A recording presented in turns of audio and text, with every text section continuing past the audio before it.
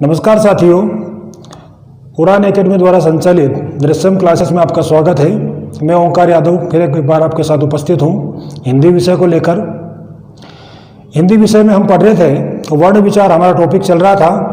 वर्ण विचार के अंतर्गत हमने स्वर भेद, स्वरों का वर्गीकरण, किस प्रकार से स्वरों को अलग अलग उच्चारण स्थान आदि नामों में किस प्रकार से विभक्त किया गया है, किस प्रकार से उनको बांटा गया है, ये हमने विस्तृत रूप से समझा। अब हम उसी क्रम में व्यंजन को पढ़ेंगे। तो आज का हमारा विषय है व्यंजन। वर्ण विचार टॉपिक चल रहा था हमारा, इसमें व्यंजन। व्यंजन क्या है, किसे कहते हैं व्यंजन? तो व्यंजन जैसे कि हमने स्वरों के बारे में पढ़ा था कि स्वर है जो स्वतंत्र और निर्बाध ध्वनियां हैं, इसका विलोम है व्यंजन। यानी व्यंजन जो है स्वतंत्र ध्वनि नहीं है, निर्बाध ध्वनि नहीं है। व्यंजन जो है ये ध्वनियों में जिनका उच्चारण स्वरों की सहायता से हो, यानी जिन ध्वनियों का उच्चारण स्वरों की सहायता से होता है उन्हें व्यंजन कहते हैं। व्यंजन जो है हवा, मुख विवर, स्वर तंत्र द्वारा बाधित ध्वनियाँ होती है। यानी जब व्यंजनों का हम उच्चारण करते हैं तो हवा के द्वारा, हमारे मुख विवर अर्थात मुख के द्वारा और स्वर तंत्र के द्वारा बाधित होकर के जो एक नया ध्वनि बनती है वो व्यंजन कहलाती है। व्यंजन स्वतंत्र नहीं होते हैं और निर्बाध नहीं होते हैं, इनमें बाधा होती है। व्यंजन कितने होते हैं? तो व्यंजनों की संख्या है 33, जिनमें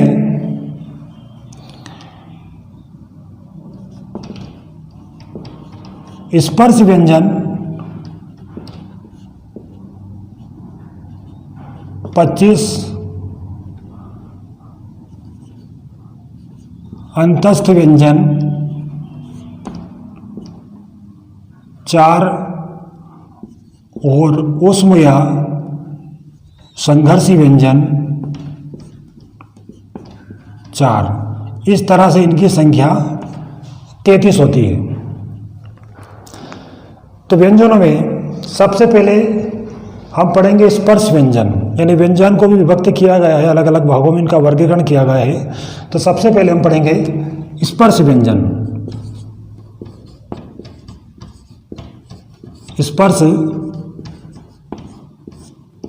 स्पर्श व्यंजन किसे कहते हैं, कितनी इनकी संख्या होती है?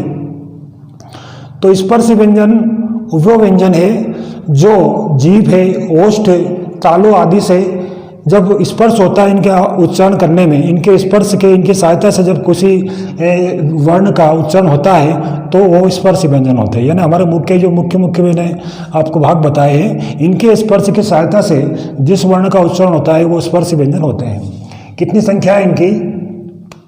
तो स्पर्श व्यंजन 25 होते हैं। 25 व्यंजन। 25 कौन कौन से होते हैं? तो का से लेकर के मा तक, का से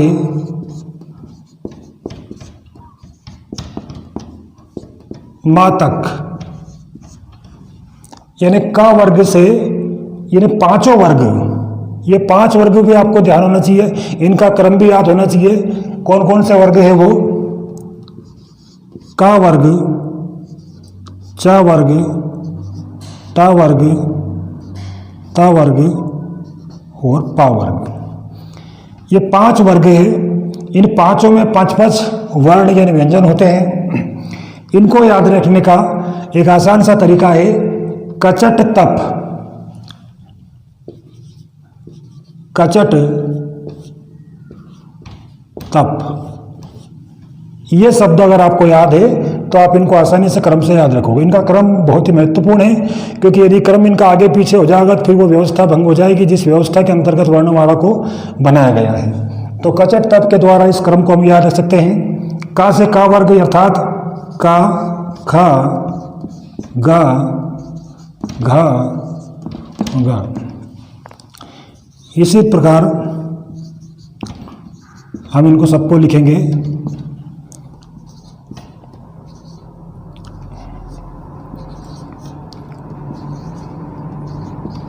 अंत में ता था दा धा ना।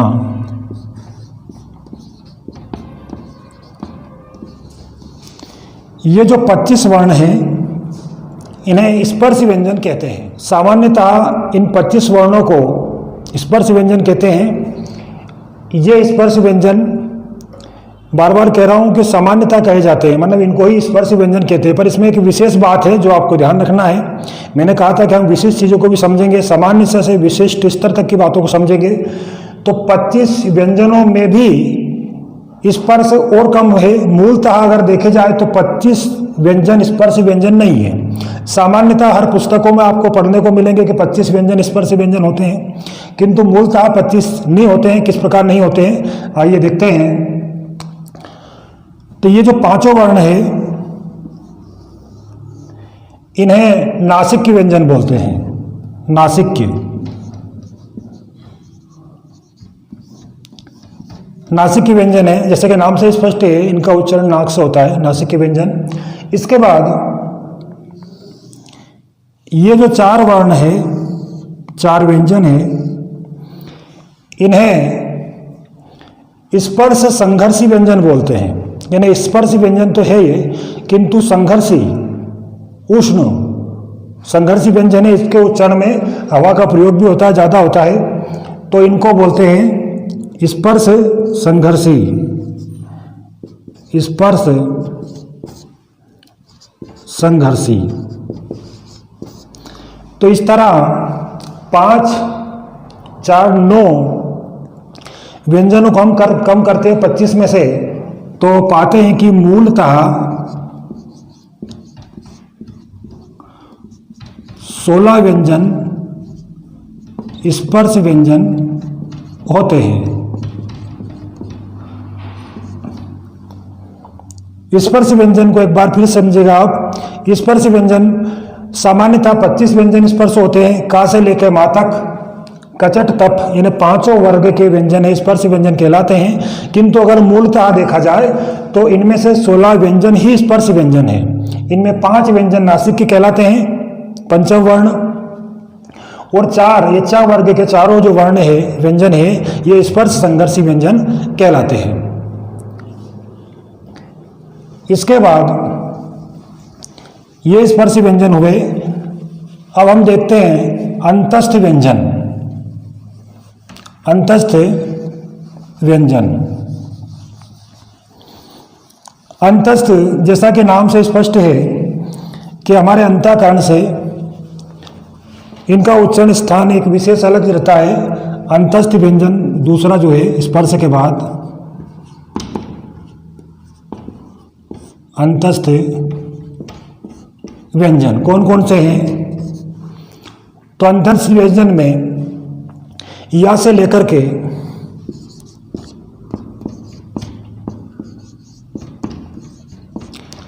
ये चारों अंतस्थ व्यंजन कहलाते हैं।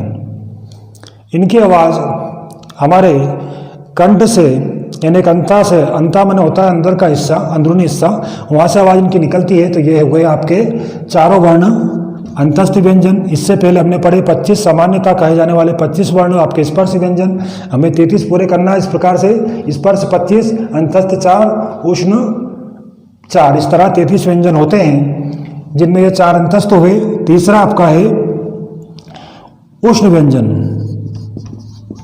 उष्ण व्यंजन, उष्ण को ही संघर्षी भी कह सकते हैं। उष्ण व्यंजन को ही संघर्षी,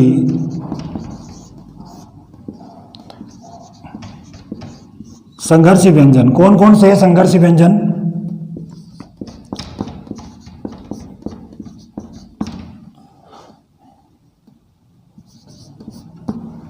ये चारों जो वर्ण है व्यंजन है ये संघर्षी व्यंजन कहलाते हैं, यानी उष्ण व्यंजन कहलाते हैं। इसके बाद उष्ण संघर्षी का भाव यह है कि इन व्यंजनों के उच्चारण में आपके स्वर तंत्र से हवा का ज़्यादा निकलना होता है।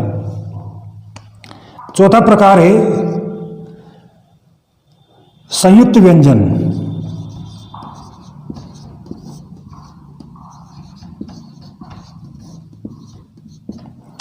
संयुक्त व्यंजन। संयुक्त जैसा कि नाम से स्पष्ट है, आपको स्वर भेद में हमने बताया था कि सजातीय स्वरों से मिलकर के जो स्वर बनते हैं वो दीर्घ, और विजातीय स्वरों की सहायता से जो स्वर मिलकर बनते हैं वो संधि स्वर के अंतर्गत उनको संयुक्त स्वर कहते हैं। अब वही शब्द आ रहा है संयुक्त व्यंजन। तो संयुक्त व्यंजन है जो दो व्यंजनों के संयोग से मिलकर के बनते हैं। कौन कौन से हैं और किन व्यंजनों के संयोग से मिलकर बनते हैं, आइए देखें हम। पहला है श, किन दो व्यंजनों से मिलकर के बना है, क प्लस श। दूसरा है त्र ता प्लस र। या इनमें गौर करने वाली बात यह है कि इनमें पहला जो अक्षर है, पहला जो वर्ण है, ये विशुद्ध व्यंजन है। विशुद्ध व्यंजन अर्थात इसमें स्वर नहीं है, विशुद्ध व्यंजन है, यानी ये जो वर्ण है ये स्वरों की सहायता से बने हुए नहीं, इनमें स्वर नहीं है, इसलिए इनमें हलंत लगा हुआ है। तो आपका श बनता है श का प्लस श से, त्र बनता है ता प्लस रा से। इनमें गौर करने वाली बात है कि इनमें पूरा शब्द श और रा है, ये आधा है। तीसरा है ज्ञा। इसको सामान्य तौर पे हम देखते हैं कि ज्ञा का उच्चारण होता है गा प्लस या, जो कि गलत है।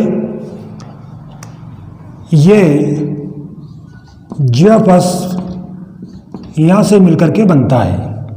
ज्या इसका उच्चारण शुद्ध उच्चारण है। अगला है श्र। तो ये श प्लस रा से मिलकर के बनता है। तो ये आपके चार संयुक्त व्यंजन हुए। इस तरह हमने व्यंजनों को स्पर्श, अंतस्थ, ऊष्म और संघर्षी इन वर्गों में अलग अलग समझा। इसके बाद प्राणत्व, घोषत्व के आधार पर व्यंजनों को किन किन श्रेणियों में रखा है, किन किन भागों में बांटा है, इसको पढ़ते हैं। प्राणत्व और घोषत्व के आधार पर बांटने से पहले हमें उस क्रम में लिखना होगा ताकि हमें आसानी से समझ में आ जाए कि कौन से किस वर्ग में रखे गए हैं। जैसा कि आपको बताया था कचट तप, ये 5 वर्ग है, ये आपको याद होना चाहिए।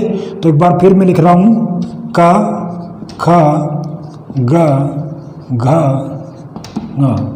इसी प्रकार च, ट, त और प, ये आपके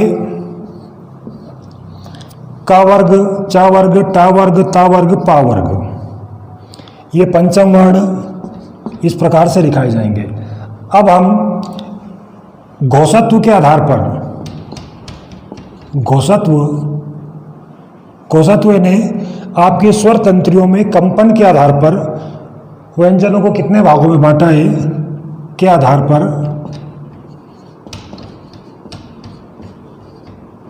घोषत्व के आधार पर 2 प्रकार होते हैं, अघोष और सघोष। अघोष, अघोष आप समझ लीजिएगा, इसको मिटाना होगा। ये 1, 2, 3, 4 और 5। जहाँ पे 1 लिखा है इसका मतलब होता है कि ये पंक्ति कचट तप। 2 का मतलब होता है खा, छ, ठ, थ, फ। 3 का मतलब ये, 4 का मतलब ये और 5 का मतलब ये। इसको मिटाना होगा, तब जाकर के घोषत्व और प्रणत्व के आधार पर किन किन भागों में बांटा है इसको आप समझेंगे। इसे आपको ध्यान रखना है कि कचट तप के अंतर्गत आप किन किन भागों में रखा है। घोषत्व के आधार पर पहला, दूसरा सा,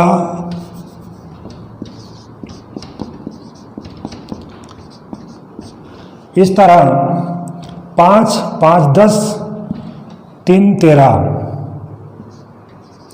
ये 13 व्यंजन हैं, ये अघोष कहलाते हैं। 13 व्यंजन अघोष है। कौन कौन से?